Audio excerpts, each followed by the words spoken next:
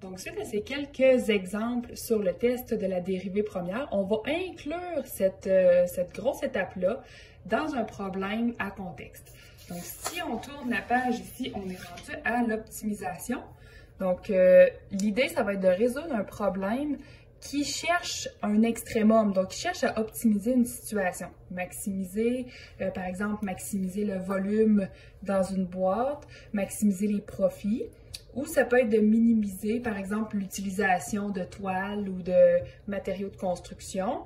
Donc, on va vouloir savoir c'est quoi les dimensions que ça va me prendre pour avoir le meilleur rendement possible ou optimiser ma situation. On va garder des situations où est-ce que c'est relativement simple de nous-mêmes trouver la formule.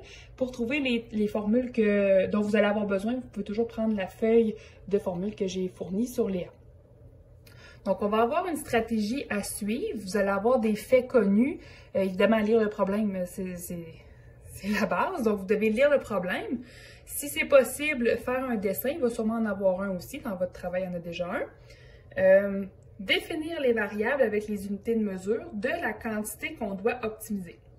Et là, le nœud va arriver plus ici. Donc, il va falloir nous-mêmes trouver la fonction à optimiser, donc trouver la quantité à optimiser dans une relation. Il va y avoir un égal à quelque part. Donc, ça va être ça qui va faire qu'on se casse un peu plus la tête. Une fois que ça va être trouvé, on va devoir chercher le contexte. C'est très logique, cette étape-ci. Qu'est-ce que j'ai le droit d'utiliser comme X? Et logiquement, qu'est-ce que je garde pas? Ensuite, analyser à l'aide du test de la dérivée première, donc ce qu'on vient de pratiquer avec 3 exemples précédemment. Et dans le test de la dérivée première, on va voir apparaître le maximum. Donc, ça va vraiment apparaître de lui-même sur la dernière ligne de notre tableau. Et on fait une conclusion comme habituellement. Donc là, vous avez ici un exemple d'une boîte. Donc, je vais lire la situation. Elle se trouve aussi à la page 292 dans votre manuel.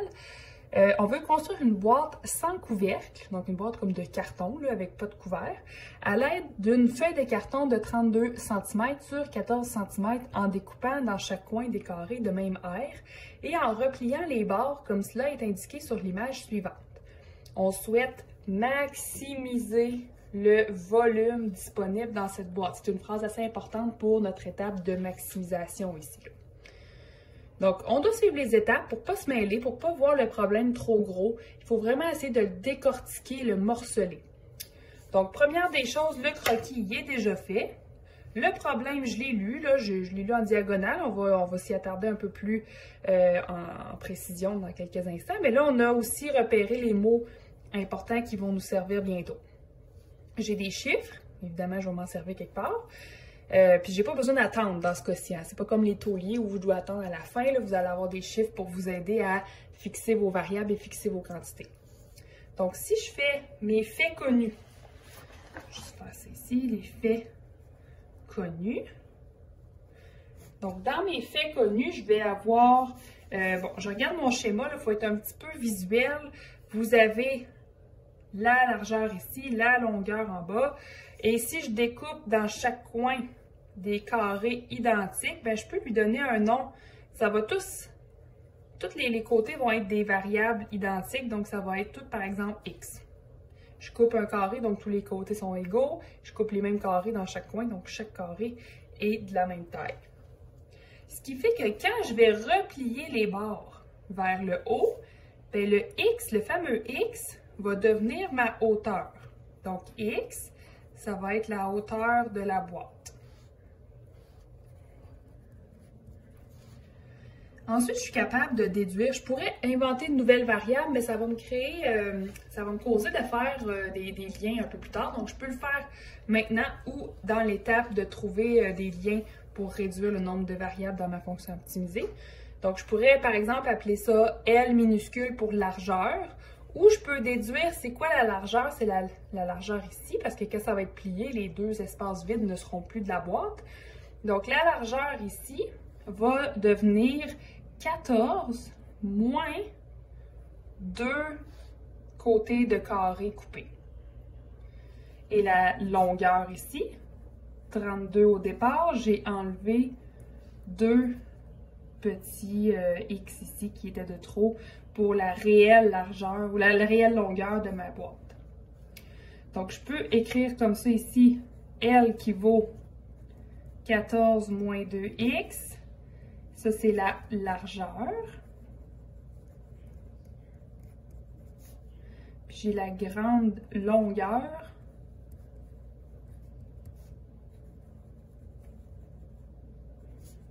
De la boîte. Et j'ai finalement une autre variable qui est dans ma question, c'est le volume. Donc, toutes ces mesures-là vont être prises en centimètres et en centimètres cubes pour le volume.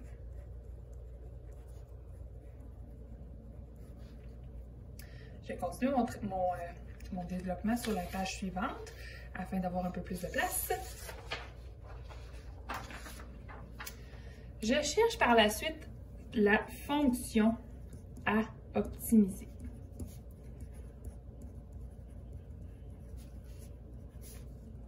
Fonction à optimiser qui se trouve dans la question justement. Donc, si on regarde encore notre question, c'était on souhaite maximiser, donc là, le optimiser est là, maximiser le volume disponible dans cette boîte. Donc, ce que je veux optimiser, c'est le volume. Donc, je sais que le volume d'une boîte qui est un prisme à base rectangulaire, c'est longueur fois largeur fois hauteur. Donc là, je peux le mettre dans l'ordre que je veux. Je vais y aller avec X en premier, 14 moins 2X, 32 moins 2X. Donc, on retrouve ici le lien entre le volume et les autres variables et on va vouloir optimiser cette équation-là.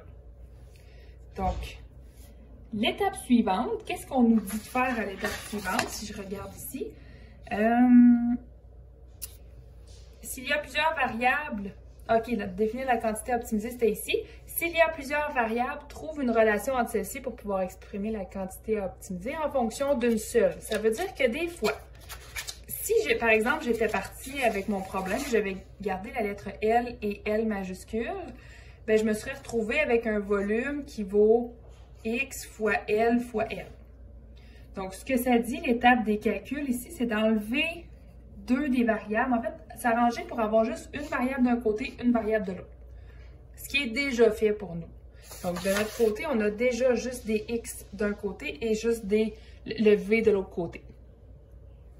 Donc, pour ça que cette étape-là ne sera pas vraiment longue, je vais juste expliquer.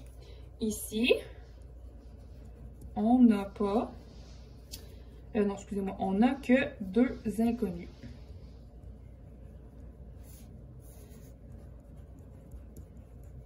V et X. C'est donc inutile. Vous allez voir des exemples où on va le faire pour vrai, là, mais ici, c'est inutile d'essayer de réduire le nombre de variables.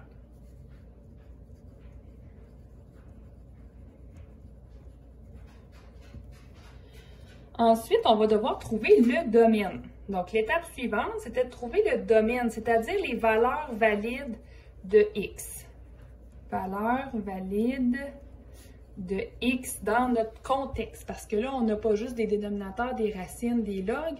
On a aussi le contexte qui peut venir modifier là, les X qui vont être valides. Dans notre cas, on sait que, bon, X la hauteur, on a quelques indices pour nous aider à choisir quelle serait la valeur minimale et maximale. Au minimum, là, je sais que ça serait quand même assez dégénéré comme solide, là, mais on aurait, notre X doit toujours être positif. On ne peut pas avoir de longueur à couper qui est négative, c'est impossible. Idéalement plus que 0, mais 0 reste quand même un cas non impossible. Ensuite, il faut que je m'assure que chacune de mes longueurs reste positive. Parce que ça se pourrait, si je choisis un X, par exemple, de 38, ben là, je peux pas couper 38. La longueur la plus longue est 32. Donc, il faut que je m'assure que chacune de mes longueurs reste positive. Donc, ici, de 14 moins 2x plus grand que 0 découle ceci. Donc, j'ai envoyé 2x de l'autre côté. je divise par 2, je divise par 2. Ça fait que x doit être plus petit que 7. Plus petit ou égal, pardon, à 7. Même chose ici, ça me donne que 32 doit rester plus grand ou égal à 2x. Et donc, x va être plus petit ou égal à 18. Ça, là, les calculs qui sont là ne sont pas obligatoires. Vous devez juste trouver une manière de comprendre tout ça. Tu sais, si vous êtes plus visuel et vous avez vu sur votre schéma là, que vous ne pouviez pas couper plus que 7 parce que là, on commençait à chevaucher les coupes et ça n'a pas de bon sens, c'est correct aussi. Donc, vous faites votre domaine de la manière qui vous convient. Et donc, le domaine de V de X, ça va être de 0 jusqu'à 7. Parce que lui, il faut que ça soit plus petit que 7, même si lui est plus permissif, ben c'est le même X dont on parle. Je ne peux pas couper à 18 parce que ma largeur va disparaître complètement. Donc, je dois garder des valeurs entre 0 et 7 pour le X dans la fonction volume. Donc, ça, c'était la section domaine qui était à faire dans ma liste ici. Donc, j'avais ma liste. Trouver le domaine, c'est fait. Analyser la fonction à optimiser à l'aide de la dérivée. Donc, test de la dérivée première, c'est ce qu'on a fait dans les exemples précédents. Donc là, je m'écris mon petit titre. Test de la dérivée première. Test de la dérivée première. Donc, ce que je dois dériver, c'est V de X. Vous pouvez vous lancer tout de suite sans trop réfléchir, mais je vous dis tout de suite, là, ça c'est assez difficile à dériver parce que vous avez un triple produit. Le triple produit, j'ai pas de formule pour ça. Il faut que je fasse le produit de 1 avec un autre groupe. Fait que ça commence à être compliqué là, pour pas rendre ça plus compliqué que c'est. Puisque j'ai même pas d'exposant ou rien, ce que je vais faire, c'est que je vais distribuer les valeurs entre elles pour avoir un simple polynôme. Donc, je n'aurai pas besoin de faire de produit et ça va être plus simple à la fin. Donc, mon V de X, ce que je peux faire, c'est de distribuer. Donc, X fois 14, X fois moins 2X, ça va faire 14X moins 2X2 fois 32 moins 2X. J'ai fait une étape, j'en fais une deuxième maintenant en distribuant comme ceci. Donc, 14x fois 32, ça me donne 448x. 14x fois moins 2x, ça me fait moins 28x2. Ensuite, moins 2x2 fois 32, ça me fait moins 64x2. Puis, moins 2x2 fois moins 2x, ça me fait plus 4x3. Je regroupe ces deux-là ensemble ici et je mets les puissances en ordre de croissance, donc le x3 en premier. Moins 28x2 moins 64x2, ça va me faire moins 92x2, puis 448x à la fin. Ça, je vous rappelle, je n'ai pas dérivé là. Je suis juste en train de préparer mon V pour qu'il soit plus facile à dériver. Quelqu'un qui serait parti ici pour dériver un produit, c'est parfait. Pourquoi je ne le fais pas? C'est juste parce que le produit, le résultat à la fin, il est long à simplifier. Bon, c'est un choix personnel. Je l'ai fait, je l'ai effacé, j'ai choisi de vous montrer celui-là pour qu'il soit plus court. Donc, si je dérive maintenant, c'est l'étape numéro 1 du test de la dérivée première. Là, je fais la dérivée de V. Donc, ici, ça me fait 4x3. La dérivée, le 3 s'en va en avant, donc 12x2. Dérivée de moins 92x2, bien là, le 2 s'en va multiplier le moins 92. Ça va me faire moins 184x, puis plus 448. Ensuite, test de la dérivée première, je me demande quand est-ce que ma fonction est égale à 0. C'est ça qui est important, ça va être les valeurs de x qui donnent une dérivée égale à 0, qui vont révéler les sommets. N'oubliez pas ce principe fondamental-là. Les endroits où la dérivée vaut 0, c'est là qu'on va trouver des extrémums. Donc, je prends ma dérivée, je la mets égale à 0. Je tombe sur un beau polynôme. Si vous tombez sur quelque chose de trop compliqué à résoudre, donc plus qu'un polynôme ou quelque chose qui se factorise bien, vous êtes sûrement, vous pouvez faire plus de simplification ou réviser votre dérivé pour être sûr qu'il n'y a pas d'erreur. Donc, je fais ici je peux faire le polynôme, pas le polynôme, pardon, la formule quadratique, voyons, j'avais un blanc. Formule quad. Donc, de cette formule-là, je vais avoir un premier x qui va sortir qui est 3,04, un deuxième x qui va être 12,30. À première vue, j'ai deux valeurs critiques, mais il ne faut pas oublier ça ici. Je ne prends pas les valeurs plus grandes que la fin de mon domaine que j'ai choisi. Donc, 12,30 ne sera pas considéré dans cette solution-là. Je vérifie tout de même, là, je sais que c'est assez évident, mais je vérifie est-ce qu'il y a des valeurs qui font que la dérivée n'existe pas. Donc, si je regarde ma dérivée qui est ici, je n'ai pas de dénominateur, j'ai pas de racine et j'ai pas de log. Donc, j'ai aucun x qui vont causer problème. Une fois que j'ai réussi à tout faire ça, je me fais un tableau des signes avec la dérivée. Donc, V', V de x pour voir la croissance, décroissance de la fonction, les sommets. Donc, toutes mes réponses vont se retrouver dans la dernière ligne. Je commence à 0. J'ai une valeur critique à 3,04 et je termine à 7. J'ai tout ce qui se trouve entre les deux ici. Donc, quand je prends ma dérivée première, il ne se passe rien de spécial à 0. Il ne se passe rien de spécial à 7. C'est à 3,04 que la dérivée première vaut 0. Je viens de le trouver ici.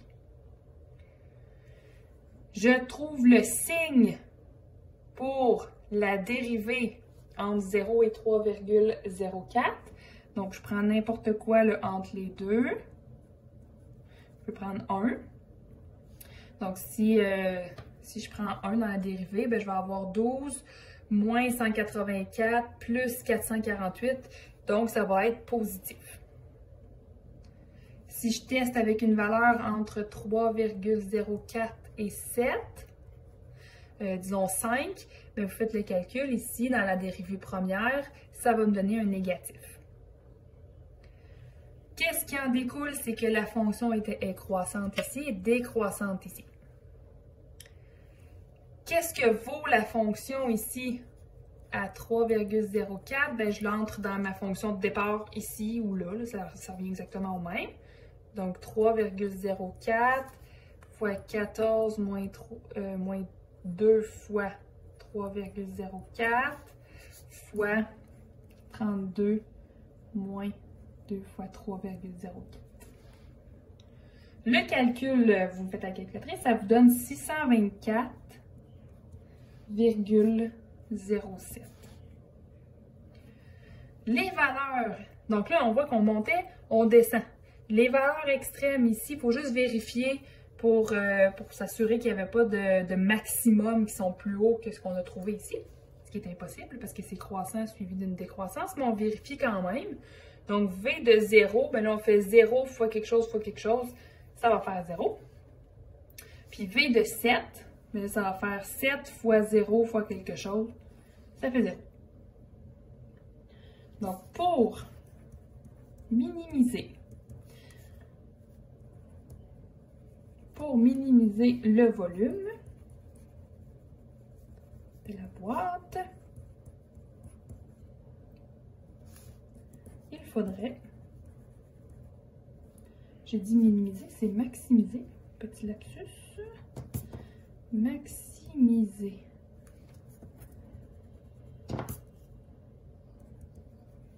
le volume de la boîte.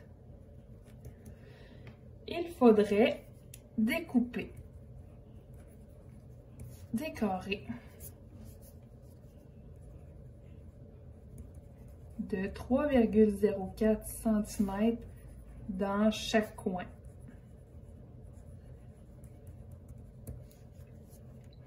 Le volume serait alors de 624,07 cm3. Donc, si vous voulez vous amuser puis juste vérifier, essayez n'importe quel chiffre autre que 3,04 et vous allez voir en le mettant là-dedans que vous tombez toujours sur un chiffre plus petit que celui-là. Donc, si par exemple, je me dis, je vais découper des coins de 2. Donc, j'essaye 2 dans ma formule ici. Le chiffre que je vais avoir comme volume va être inférieur à mon max ici. C'est assez surprenant, mais c'est quand même intéressant parce que j'aurais pas pu, de même, là, en regardant le problème, trouver tout de suite 3,04 par moi-même. Il a fallu une certaine démarche. C'était pas super intuitif. On aurait peut-être tous eu tendance à penser à 3,5 ou à des valeurs qui sont plus connues ou plus confortables.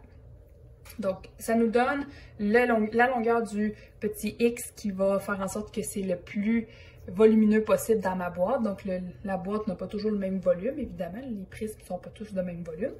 Donc, il faut faire attention à ça et faire la démarche complète dans le cadre de ce cours-ci pour avoir tous les points, pour être pas mêlé si vous avez un problème du même genre et pour réussir à faire quelque chose de clair pour démystifier un problème complexe. Donc, on va passer à un autre exemple. L'exemple 2, ici, de notre optimisation. Donc, on a les étapes à suivre qui sont un rappel, qui vont être aussi demandées dans votre travail et à l'examen final. Donc, on lit la courte phrase. Il y a déjà un schéma, c'est quand même assez pratique. Donc, on veut construire une boîte de conserve cylindrique de 500 ml. Quelles doivent être les dimensions pour minimiser la quantité de métal utilisé? Donc, faire toutes les étapes qui sont demandées. Et on a déjà notre petit mot-clé ici, minimiser. Ça nous permet, parmi d'autres numéros, de savoir qu'on est en train de faire une optimisation et non pas un taulier. Des fois, il y en a qui peuvent être un peu confus là-dedans. Donc, ça, c'est un mot-clé important. Donc, je commence par mes faits connus. Donc, mes faits connus, je regarde la boîte cylindrique de métal. On oublie, là, dans ce cas-ci, c'est sûr que c'est pas décrit, c'est un exemple qu'on devait faire en classe, donc je vous le dis. On oublie l'épaisseur de métal. Là, on va vraiment calculer comme une surface, comme si on collait quelque chose sur le dessus de la canne. Donc, si je veux parler d'une canne cylindrique, je vais avoir besoin de variables, je vais avoir besoin du R qui est le rayon en centimètres. Donc ça, il peut être plus large, moins large. Donc je peux avoir plusieurs types de cannes. Donc plus large, moins haute ou plus haute, moins large. Tu sais, ça pourrait faire toutes sortes de formats comme ça ici, là, les cylindres. Donc mon rayon va varier, ma hauteur aussi. Comme ça. Ensuite, je vais avoir l'air latéral.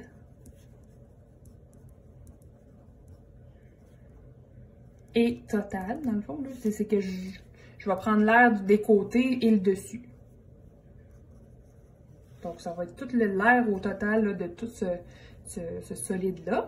Et ça va être en centimètres carrés. Deuxième étape, fonction à optimiser. Fonction à optimiser. Je veux maximiser ou minimiser quoi? Bien, la quantité de métal. Dans ce cas-ci, c'est l'air. Donc là, je dois me casser un peu la tête. C'est ici là, que c'est un petit peu plus difficile. C'est quoi l'air de ce cylindre-là? Bien, j'ai le dessus et le dessous, et j'ai le tour. Donc, vous pouvez utiliser votre feuille de formule.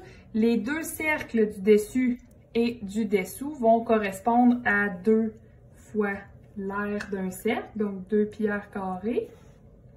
Et j'ajoute à tout ça, plus le rectangle ici, là, qui est comme le déroulement du tour de la canne, qui est 2 pi r fois h. Et là, on remarque que, contrairement à tantôt, j'ai pas juste une variable à droite, j'ai r et h qui viennent interagir dans la fonction de l'air latéral. Donc, je vais devoir trouver une relation entre R et H pour réduire le nombre de variables ici.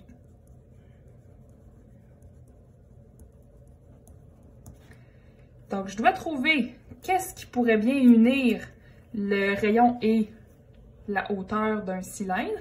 Et je peux m'aider du chiffre qui m'est fourni ici dans la question en sachant que 1 millilitre égale à 1 cm, 1 cm cube ici de volume.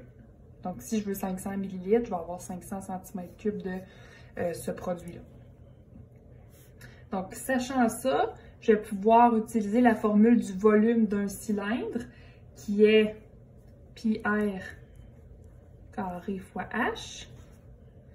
Et là, ben là, je me retrouve encore dans la situation où j'ai trop de variables, mais le V, vu que je veux une canne de volume 500, lui, il est constant. Il ne changera pas. L'air va changer, mais le volume ne changera pas. Donc, pi r carré h. Je viens de créer la relation entre mes deux variables r et h. Il s'agit juste maintenant d'en isoler une des deux. Là, c'est vraiment une stratégie, c'est libre à vous. Les deux façons fonctionnent très bien. Mais ici, c'est plus simple dans la formule, si on regarde d'isoler h, j'aurais pas besoin de faire une racine carrée. C'est plus simple aussi d'aller remplacer h par sa valeur en r dans la formule précédente. Donc, j'isole le h. J'envoie tout ce qui était multiplié à côté du h, je l'envoie en dessous. Donc, je sais que mon h vaut ceci. Donc, par substitution, ma nouvelle formule à optimiser en fonction du rayon seulement maintenant, ça va être 2 pi r carré, ça n'a pas changé, plus 2 pi r fois h qui est 500 sur pi r 2. Ça, c'est un peu lourd. Là, on peut faire plusieurs simplifications. Donc, j'ai un pi, puis je redivise par pi. J'ai r que je divise par r carré. Puis j'ai 2 fois 500. Donc, 2 fois 500, ça fait 1000. Puis il reste un r au dénominateur. Donc, ça, c'est ma nouvelle fonction à optimiser. Je m'intéresse maintenant au domaine. Donc, le domaine de ma fonction à optimiser. Quel R j'ai le droit de prendre pour estimer l'air maximal ou l'air minimal dans ce cas-ci. Donc, le domaine, ben là, j'ai un dénominateur, fait qu'il faut que le R soit plus grand que 0. Puis, j'ai pas vraiment d'autres contraintes. Le R pourrait prendre des valeurs jusqu'à l'infini, quoique c'est pas vraiment logique, mais il pourrait prendre des valeurs très, très grandes. Ça ferait comme une espèce de galette. Il n'y aurait pas de hauteur. La hauteur deviendrait presque nulle. Donc, juste parce qu'on ne trouve pas de valeur là, qui nous dirait d'arrêter là, à cette longueur-là, on va dire que le domaine de la fonction va être égal de 0 à l'infini. Donc, j'ai deux bornes exclues ici, donc deux bornes ouvertes. Il va falloir faire le test tantôt avec des limites pour pouvoir trouver le max ou le min absolu. Une fois que le domaine est fait, je lance le test de la dérivée première. Je vais me faire une ligne ici. Donc, le test dérivée première. Je vais devoir dériver. Donc là, le format est quand même simplifié. Je vais pouvoir me lancer dans la dérivée de la fonction a de r. Donc, je dérive la somme de deux fonctions. Donc ici, je dérive 2 pi r carré. Pi, c'est une constante. 2 pi, ça demeure encore une constante. Fait que je fais 2 fois 2 pi r à la 1. Fait que ça va faire 4 pi fois r. Ici, je vais faire comme si le r était en haut, mais exposant moins 1. Donc, je vais faire plus 1000 fois moins 1 r à la moins 2. Ce qui fait quand on remet tout ça en ordre ici, moins 1000 sur R au carré. Encore plus en ordre, je vais mettre sur le même dénominateur, donc fois R2 chaque côté, pour avoir le même dénominateur ici. Donc, je vais avoir 4 pi R3 moins 1000 sur R2. Ça, c'est ma dérivée toujours. Je ne l'ai pas dérivée plusieurs fois, j'ai juste simplifié. Donc, dans le test de la dérivée première, je m'intéresse au moment où la dérivée première a été égale à 0. Je vais faire ça ici. A' de R égale 0. Donc, quand est-ce que 4 pi R3 moins 1000 sur R2 égale 0? Donc là, je mets ça en haut ici, ça va annuler le dénominateur. Donc 4pi R3 moins 1000 égale 0. Je fais plus 1000, puis ensuite je vais diviser par 4pi. Et finalement, pour enlever l'exposant 3, je fais une racine cubique. Donc si je l'ai fait d'un côté, je l'ai fait de l'autre. Ce qui fait que R vaut environ 4,30. Je vérifie à quel moment la dérivée n'existe pas également. Là, j'ai besoin de ça. C'est quand le dénominateur égale 0. Donc, quand R vaut 0, c'est déjà exclu du domaine. Donc, on laisse tomber. Là, on n'a pas besoin de considérer cette valeur critique-là. On en a juste une. La racine cubique, là, je viens de penser à ça, la racine cubique, ça ne donne pas deux réponses plus et moins. C'est vraiment juste les racines paires qui font ça. Donc, racine cubique de 1000 sur 4pi, ça donne 4,30 environ. Je peux maintenant faire mon tableau. Donc, j'ai R, A', A de R.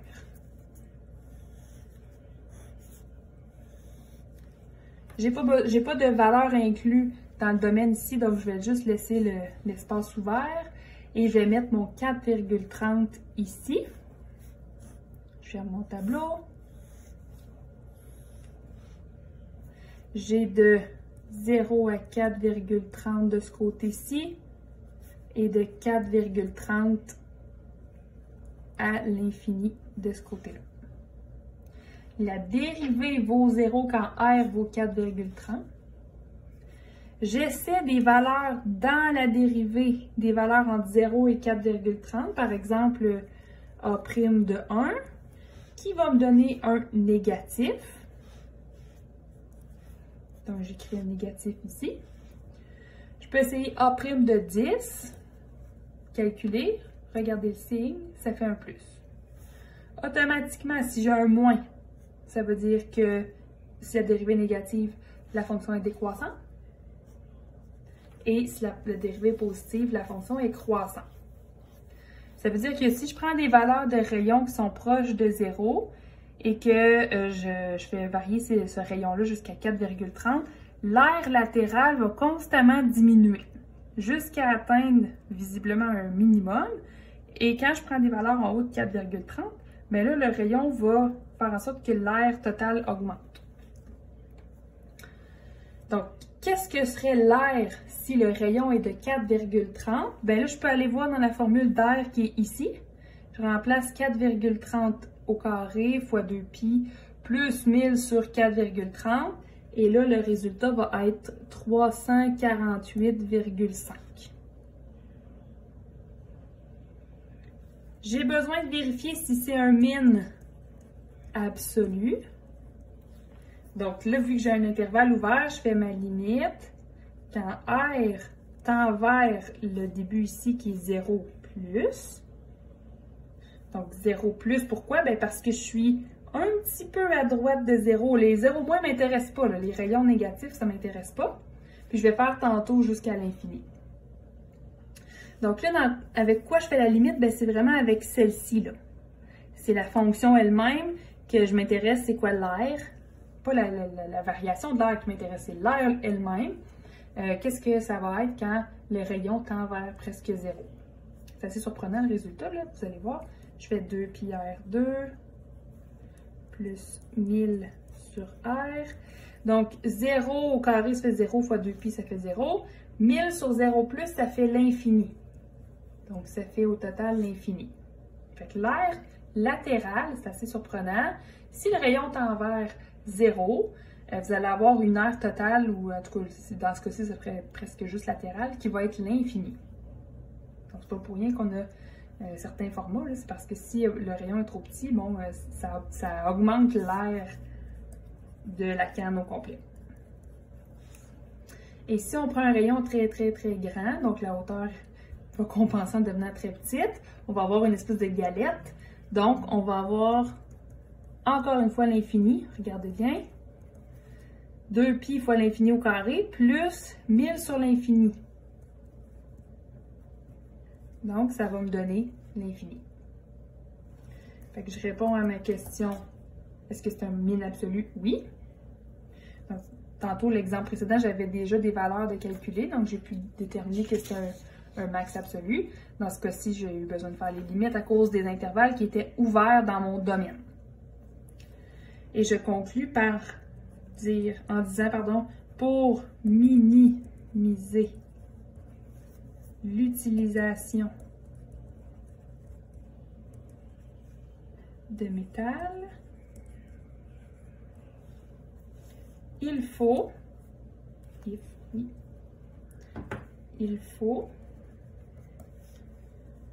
un rayon de 4,30 cm et une hauteur de 8,60 cm. Je vous reviens dans un instant pour vous expliquer ça. Cela donne une aire de 348,5 cm². Donc, lui ici, d'où il vient? Ben, c'est qu'on a pris la relation qui disait H, il vaut combien? Ben, il vaut 500 sur pi r carré. Donc, H vaut 500 sur pi fois 4,30 au carré. Je calcule tout ça et ça me donne 8,60.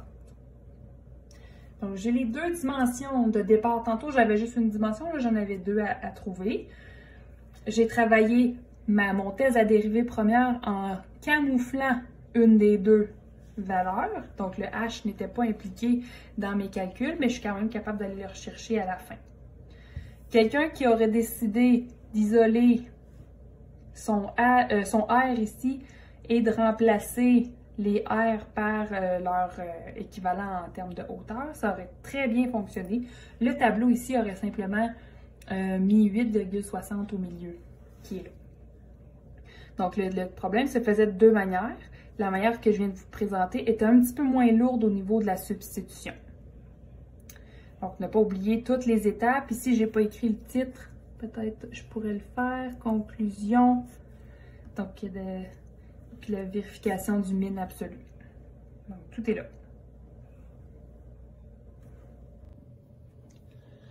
Donc, on va passer à un prochain exemple. Donc, si je lis la mise en situation, c'est une situation qui est différente, mais les étapes vont demeurer exactement les mêmes. Donc, il va falloir les faire étape par étape. Ça va nous aider à vraiment décortiquer ce problème-là sans trop être envahi par les informations. Donc, la situation est la suivante. On veut alimenter en électricité une île reliant un point A situé sur l'île à un réseau électrique situé sur la terre ferme à un point B. Et le tout en minimisant évidemment les coûts d'installation. C'est souvent le but ou l'objectif quand on fait quelque chose, c'est de minimiser les coûts. Un câble installé dans l'eau qui coûte 20 000 $ par kilomètre coûte 2 fois plus cher qu'un câble installé sur la terre ferme. Et là, pour ne pas se compliquer la vie, là, on s'imagine que la distance entre A et D ici est complètement dans l'eau, malgré qu'il y a une petite section là, qui touche à la terre ferme sur l'île et sur le bord de l'eau. On va garder ça simple, on va faire que A à D est entièrement dans l'eau. Donc, chaque kilomètre passé dans l'eau ici va coûter 20 000 $ par kilomètre et chaque kilomètre sur la terre ferme va coûter 10 000 $ par kilomètre. Et là, nous, le but, c'est d'essayer de trouver comment je vais faire pour passer mon fil du point B jusqu'au point A ou vice-versa et que ça coûte le moins cher. Donc, j'ai vraiment plusieurs options. Là, je pourrais dire, bon, ben, je pars de la centrale électrique, je m'en vais jusqu'au point E et je fais la distance ici dans l'eau. Donc ça pourrait être une option. Ça se peut que ça me donne ça comme réponse quand je vais optimiser. Je pourrais me dire, ben, la distance la plus courte, c'est de B à A directement. Donc, je pourrais faire directement la ligne comme ça. Ou je peux essayer de trouver une manière d'équilibrer les coûts. En tout cas, on va voir qu'est-ce que ça donne, là. Mais je peux trouver une manière d'aller chercher une certaine distance sur la terre ferme, puis après ça, bifurquer vers l'île. Donc, c'est ça que le numéro d'optimisation va nous aider à découvrir. Qu'est-ce que je dois faire et comment je dois passer mon fil. Donc, première des étapes, toujours les faits connus. Là, je sais que sur ma feuille, c'est pas tout à fait clair, mais on a déjà un fait connu ici qui nous dit que la distance en ligne droite entre le point A et E, c'est 3 km et que la distance entre E et B, c'est 10 km. Donc ça, ce sont deux données qu'on connaît et qui sont fixes. Ensuite, les autres faits connus, ce sont nos variables. Donc les faits connus qu'on a, on a la distance ici. Donc on pourrait l'appeler par exemple Y. C'est la distance, c'est une des variables qui va nous intéresser. Hein. La distance, est-ce qu'on veut qu'elle soit directement de A à B, qu'elle coupe au milieu, qu'elle coupe dans le coin ici, qu'elle coupe là. Donc c'est une des distances qui nous intéresse. Donc distance entre A et B. Une autre distance qui va nous intéresser, c'est une distance à l'horizontale comme ça.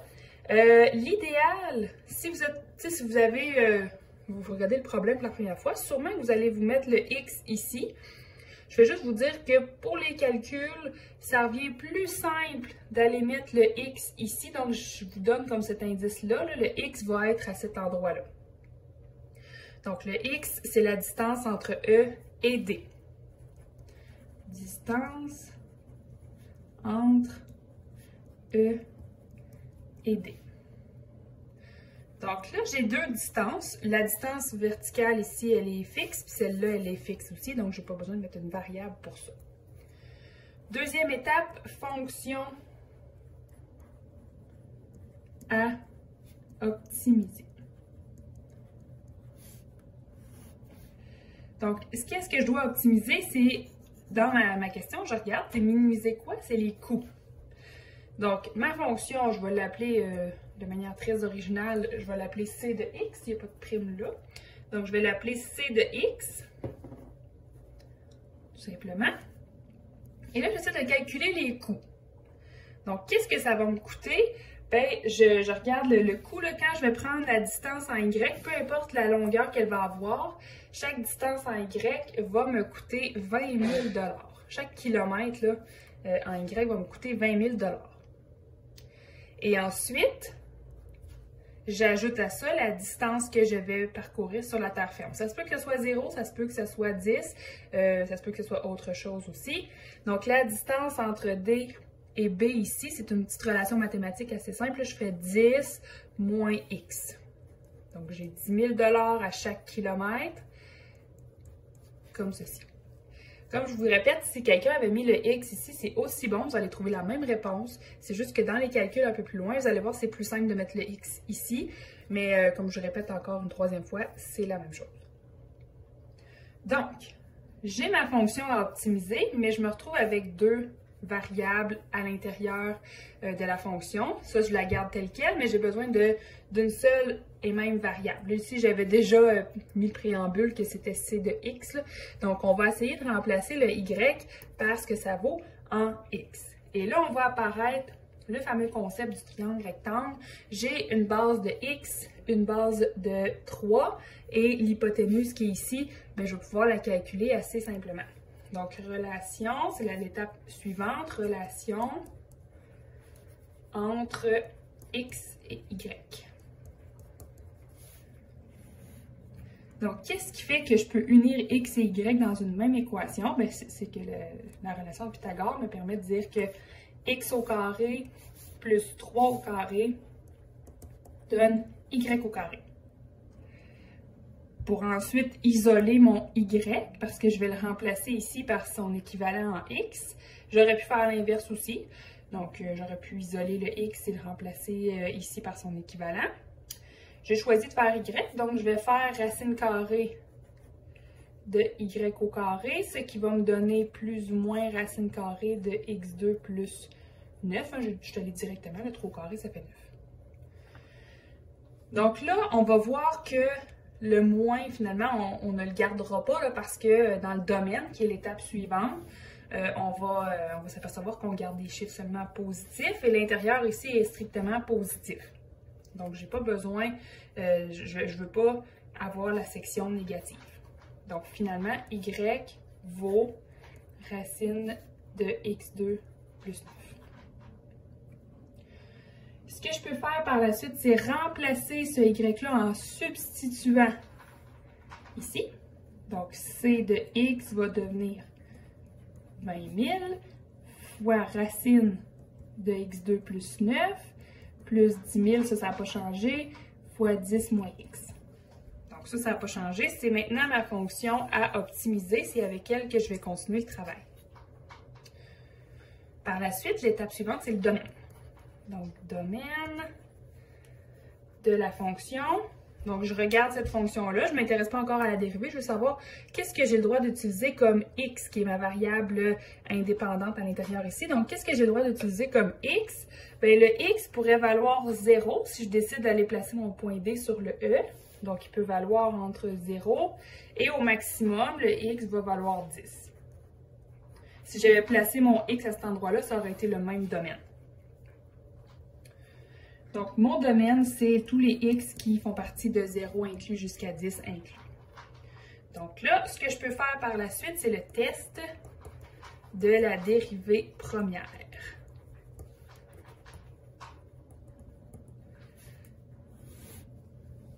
Donc, test de la dérivée première, première étape, c'est de dériver.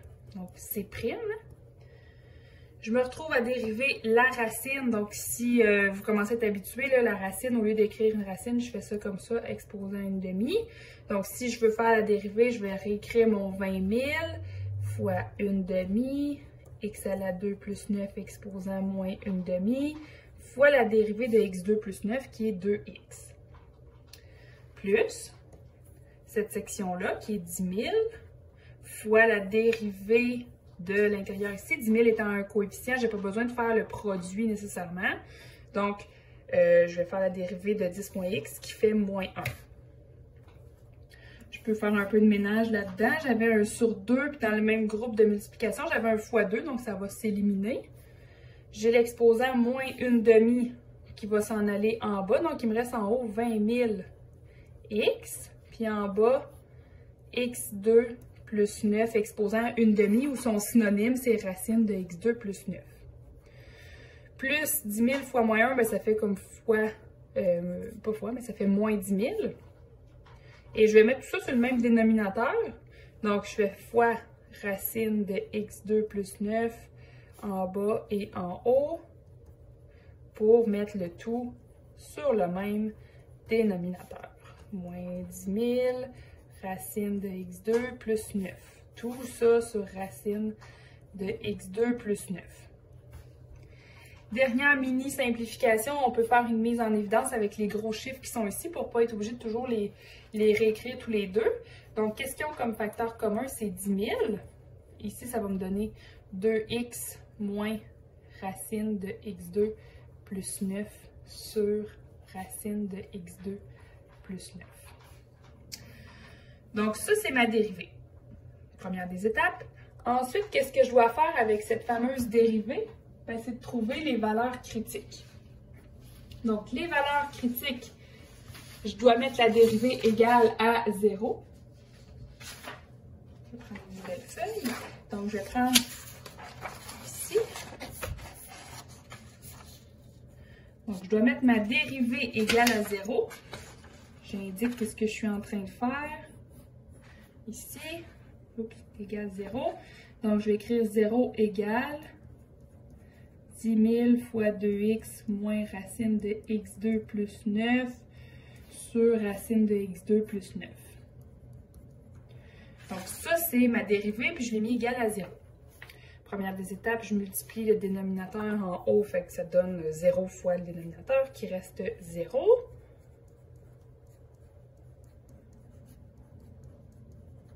Et voilà. Je divise par 10 000. Je divise 0 par 10 000. Oh, surprise, ça reste 0. Ensuite, j'isole. Donc là, comment je fais pour enlever la racine? Ben, je dois mettre la racine toute seule de son côté pour pouvoir avoir le droit de faire un haut carré qui va enlever la racine.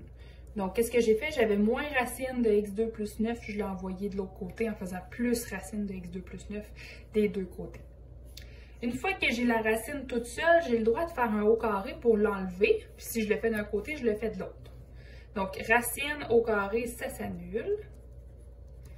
2x au carré, ça fait 2 au carré fois x au carré, ça fait 4x au carré. Et là, il me reste à mettre les x d'un bord, les 9, les constantes de l'autre. Donc, je vais avoir ici 9 égale à 3x2. Donc, moins x2 de chaque côté, ça me fait 4x2 moins 1x2, ça fait 3x2.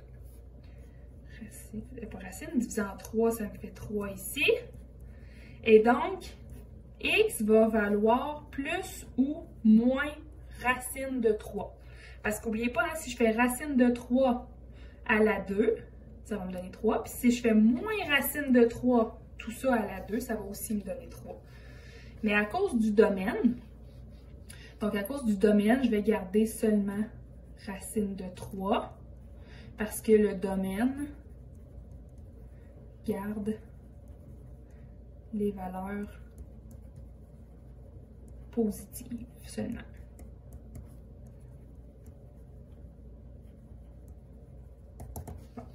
Donc, j'ai ma première valeur critique ici. Je peux en chercher une deuxième. J'en avais deux en fait, mais j'en ai éliminé une à cause du domaine. Je me demande, est-ce qu'il y a des endroits où la fonction n'existe pas, où la dérivée, pardon, n'existe pas? C'est une fonction aussi. Donc, la dérivée, je vais regarder qu'est-ce qu'elle a de problématique. Bien, elle a un dénominateur, puis elle a aussi une racine qui est exactement la même. Donc, je peux vérifier ici à quel moment ceci est égal à 0 pour commencer. Vous allez voir là, ce problème-là, vous pouvez apprendre à le déceler, là, mais si j'ai un x au carré plus 9 ou x au carré plus quelque chose, c'est toujours positif.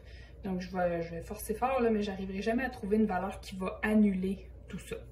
Donc, comment je m'y prends? Bien, je mets ça au carré, ça fait x2 plus 9 égale 0, x2 égale moins 9, racine de chaque côté, puis là, oups! On a un nombre imaginaire qui apparaît, ça n'existe pas, la racine de moins 9. Moins la racine de 9, ça existe, mais racine de moins 9, ça n'existe pas. Donc, c'est impossible ici. Je n'ai rien trouvé de plus comme valeur critique. Donc, je n'ai que celle-là qui va poursuivre son chemin vers mon tableau des signes. Donc, le fameux tableau des signes, c'est ce qui nous reste à faire pour l'étape du test de la dérivée première. Donc, le tableau, je vais le faire ici. Je vais avoir x, c' de x, puis c de x. Je le fais assez large parce que, bon, ça, c'est des affaires que je sais d'avance, là, mais les chiffres qui vont dans le bas, dans le c de x, les coûts sont assez élevés, donc ça prend quand même beaucoup de place. Donc, je vais écrire ici ma première borne, ma première valeur critique, puis ma deuxième borne. De place, c'est pas grave. Donc, j'ai 0, j'ai racine de 3, puis la fin du domaine, c'est 10. Je sais que ma dérivée vaut 0 à cet endroit-là, je viens de le vérifier. Puis, je peux tester des valeurs dans C' de x qui sont entre 0 et racine de 3, puis des valeurs qui sont entre racine de 3 et 10. Donc, en testant dans la dérivée le chiffre de notre choix, donc on va avoir C' de 1. Donc, on laissait ici C' de 1. Donc, on va avoir 10 000 fois 2 fois 1 moins 1 plus 9 en racine, divisé par tout ça. Et ça va me donner, si vous le testez, un négatif. Ici aussi, donc tout ce qui était avant racine de 3 me donnerait un négatif. Et tout ce qui va être après racine de 3, vous le testez, par exemple, C' de 5. Et ça va vous donner un positif. Les bornes ici, ça ne m'intéresse pas le chiffre qui va aller dans la dérivée. Tout ce qui m'intéresse pour la dérivée, c'est le signe. Donc, qu'est-ce que je peux conclure directement quand je vois un moins comme dérivée? Bien, je sais que la fonction est en train de décroître. Donc, les coûts, quand on passait d'un x qui vaut 0, donc le x qui vaut 0, je vous rappelle, c'était d'aller directement en L comme ça. Donc, si on part d'un x qui vaut 0 jusqu'à un x qui vaut racine de 3, bien, le coût décroît. Et ensuite, après racine de 3, si je continue jusqu'à 10 ici, bien, le coût va augmenter. Donc, quand même pas intuitif, on n'aurait pas pu trouver cette valeur-là de nous-mêmes dans notre tête en y réfléchissant ou en tout cas en se disant le gros bon sens veut que, là, il a vraiment fallu qu'on se trouve une démarche pour y arriver. Donc, racine de 3, c'est le point charnière, le point critique qui fait que la croissance change. Donc, si la croissance change, c'est que j'ai un minimum ici.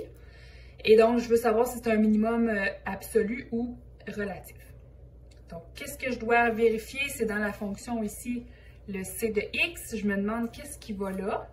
Bien, c'est c de racine de 3. Donc, c de racine de 3, c'est 20 000 fois racine de 3 au carré plus 9, plus 10 000 fois 10 moins racine de 3. Vous faites le calcul et ça donne 151 961 $. Donc, 151 961 $. Je fais aussi le test aux deux bornes pour vérifier si ça, c'est mon minimum absolu. Est-ce que j'ai des valeurs qui sont plus basses que ça? Donc, C de 0, si vous faites le calcul, donc entrez 0 ici, donc 0 à la 2 plus 9, puis 10 moins 0, bien, le résultat de tout ça va donner 160 000 $. Et à la toute fin ici, si je mets 10 à la place, bien là, les coûts vont être de 208 806 $. Et là, c'est vraiment arrondi au dollar près. J'avais des décimales ici et là, mais c'est pas grave. Donc, on constate en vérifiant nos trois valeurs possibles d'être des minimums que celui-ci, c'est notre minimum absolu. Donc, le min absolu, en comparant le min trouvé avec les valeurs aux bornes, on constate que c'est un min absolu. On trouve un min absolu en x égale racine de 3. Ce qui me mène à la conclusion que pour minimiser les coûts, on va expliquer qu'est-ce qu'il faut qu'il se passe, là. Il faut partir de la centrale, donc il faut partir de la centrale en B.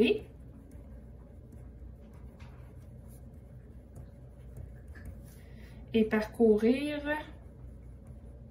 et là il faut comprendre qu'est-ce qui se passe, donc parcourir 10 moins racine de 3 qui donne environ 8,27 km pour ensuite bifurquer vers l'île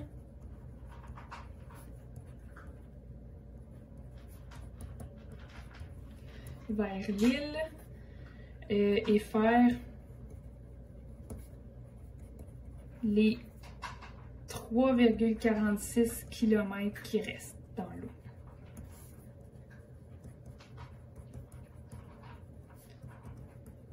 Donc 3,46, où est-ce que je l'ai pris? Ben, j'ai fait racine de ceci au carré plus 9. Donc ça donne à peu près 3,46. Le coût serait alors de 151 961 $.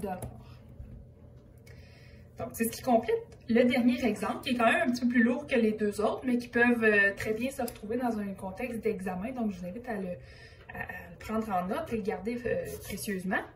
Donc, tout ce qui concerne les distances qui vont prendre une orientation diagonale vont faire intervenir souvent le théorème de Pythagore, donc la racine carrée. Et donc, c'est intéressant de garder ce problème-là en tête comme idée de résolution de problème.